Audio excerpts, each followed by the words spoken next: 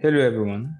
Today we are going to go through Angry Professor, which is a problem under implementation section of algorithm on HackerRank. So without wasting time, let us have a look on the problem statement.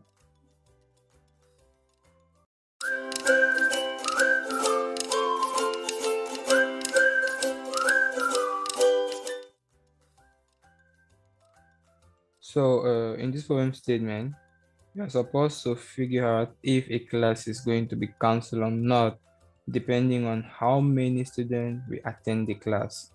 And a student will basically attend the class if he arrives before the beginning of the class. So let us take this array for instance.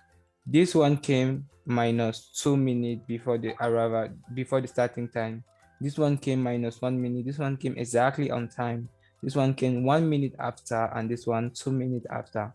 So basically, those two are not going to attend the class. Only those three elements, those three students will attend the class. And since our threshold is 3, this will lead us in the going on with the class, because if the number of the students that attend the class is equal or greater than our threshold, then the class is going to go on. So in this situation, the class is going to go on. So basically, we should return no. This is a typo. We should return no, because here you can see that complete the angry professor function in editor below. It must return yes if the class is cancelled. So in this situation, the class is not going to be cancelled. So it should return no. Okay, so let us implement what we just described as approach. The first thing we need to do is to first count the number of students that will attend the class. And once we have the result, we are going to compare it with our threshold and return the answer. So without wasting time, let us implement what we just described as approach. We are going to have, I'll go for attendees. I'll start at 0, attendees. And I'll go, okay, for int element in my array, I will say if element is actually less or equal to 0,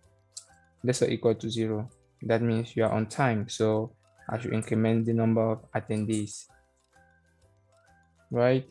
So at this point, I can use a ternary operator here, say, okay, if the number of attendees is actually greater or equal to k, then you should return.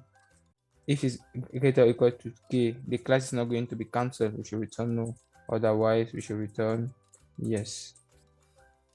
So let us run this and see what it gives. There is an error, nothing. Everything should be okay at this point.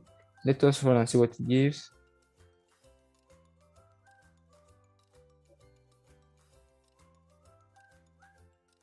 You have a congratulations. Let us submit.